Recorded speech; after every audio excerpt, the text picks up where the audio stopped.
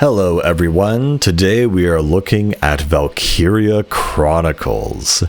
This is one of my favorite games of all time. I don't know why, I just love it. And I'm not really into tactic style gameplay, but for some reason this game just really gets me a certain way.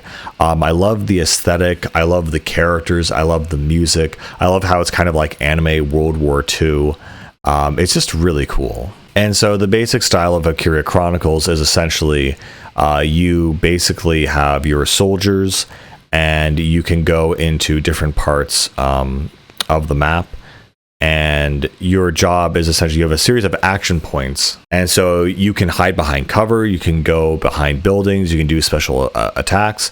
But basically you can control your characters and they will kind of be hit while they're walking, but then you kind of stop, where they go, and then you can decide what kind of action they should take.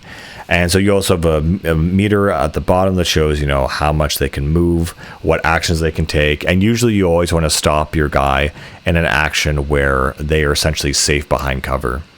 And again, I really love the story here. You kind of have the small independent nation of Galcia during this global conflict that's basically a world war. And you kind of have this scenario where you need to defend your independent nation. And so, you'll fight against the empire, but also, the democratic, states as well that kind of like pretend to care about you, but end up betraying you anyway.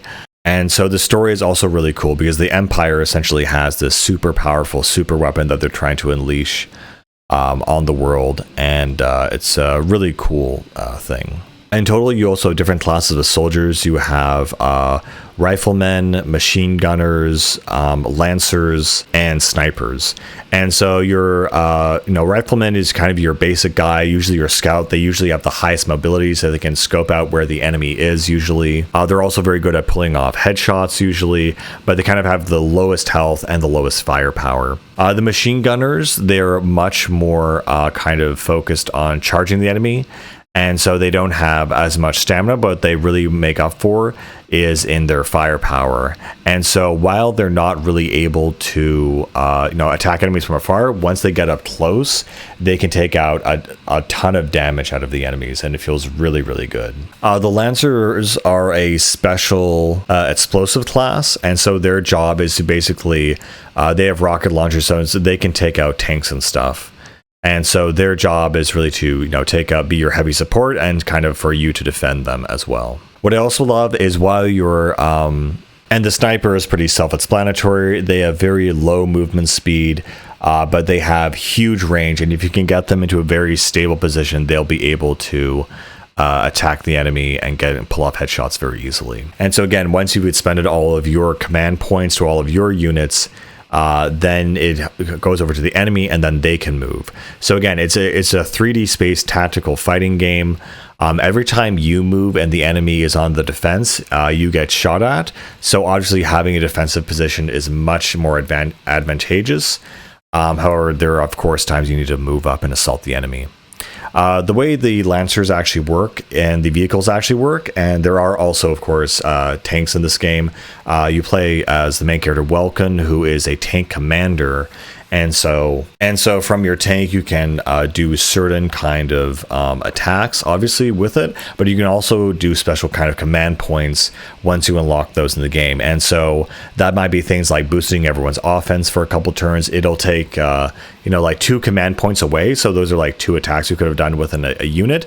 But instead, it gives everyone extra offense or defense or healing, for example. And so, of course, all these locations are completely fictional. One of the way the tanks also works is that if you can sneak up behind it, it has this weak point, which is this. And so the tanks all have a weak point on their back, which is this giant glowing radiator. And so if you as a Lancer can get close enough to shoot it and destroy it, you can basically take it out in maybe like 1 or 2 hits. And of course, unfortunately, the Lancer launchers are not always 100% accurate, so they are sometimes a little bit difficult to use, essentially. Another thing I really appreciate too is that when you lock onto an enemy and you're standing still, they won't fire at you, but then you can choose how much damage to do to that enemy. And so depending on where you're aiming on their body, you can get headshots, for example, and you can do way more damage to that enemy depending on where you're aiming at them and how you're aiming at them. Also, you have an accuracy rating, so you don't always hit all of your shots. You do have a possibility of missing, but it is sometimes rare. Also, the story is one of the resources in this game are this kind of magic, energy. And so what is happening is the Empire invades Galcia because it believes that underneath its essentially capital city, there is this ancient machine and this ancient technology that they need to take over essentially the rest of the world, essentially, and the continent. And so, they basically invade the small country and try to take it over. And so the Empire is led by a few generals. One of them is Silveria, and she's known for something, let's say. But it's a really great story, honestly, and it has a lot of romanticism to it. There's also this one part where one of the characters sings a song for like the future generation and stuff like that. But yeah, it's really impressive how this game feels. It almost feels very similar to Full Metal Alchemist in some ways. And again, what I also love about the game is how it tells a story through these kind of cinematic anime kind of little screenshots and moving sequences. Also, the main character is kind of very funny. He's kind of a doofus and a nerd a little bit. He's super into the study of bugs and ecology, and so after the war, he wants to essentially be a teacher, and his main love interest Alicia, who's also from his village, essentially wants to be a baker. And so you have these kind of very practical, realistic characters written into this fantasy setting, and yeah, it's like fantasy World War II with fantasy countries and whatever. But it's just I just really enjoy how this game feels. It also has this comic book effect where a lot of the moving parts or whatever will have like comic style font on top of it, along with booms and engine vers and whatever. And I just find it really kind of fun and interesting how that works. And yeah, the story is just really impressive from how it goes. And also, this is, again, an early PS3 game, so it's very kind of long. They're like, oh, look how much content we can pack into this epic adventure. And honestly, I'm glad for that, because it does go on for what feels like the length of roughly a Fire Emblem game. And so it does feel really good in that respect. And so, yeah, they're basically fighting over this one kind of magical resource, and then there's like a deeper story about how, that is related to certain people and characters and whatnot. Another cool thing I really enjoy about this game is that all the soldiers, they also have multiple weapons. So their main weapon will usually have unlimited ammo, but they'll usually have a side weapon like a grenade or something, and that'll have limited use. And so when you come across two enemies instead of one, or this rare instance, certain characters will also have certain abilities. Some of them can rush certain guys, some of them have certain special co-op attacks, and it just feels really good to upgrade your characters and have them join you on this large epic journey, essentially. And the story, again, is like super long. Another cool thing is you can also make your characters crawl. So if they're exposed, by gunfire, they can always lie down. And by doing that, they are able to essentially avoid most of the gunfire. But yeah, no, I love the marriage of strategy and live action gameplay. I don't know, I usually don't like these games like XCOM or whatever, but I just love how you're able to outmaneuver the enemy, and it's like partially a shooter but also partially strategy. I don't know, it's just the perfect combination of those two different ideas while telling a really interesting, fun story. And the characters are great. Everything about this game is really good. This is probably one of my favorite PS3 games on the console, and I absolutely adore it. The only bad thing I can say about it is that the sequels don't live up to the standard at all. I've played a bit of 2, never touched 3, and I tried a bit of 4, and 4, the gameplay is a little bit better, but there's something about the characterization and the setting that makes it feel kind of weird. They also introduced this mortar thing in 4 that I thought was really neat, but again, I just couldn't get into the sequels. It's like this one was the best and just felt right.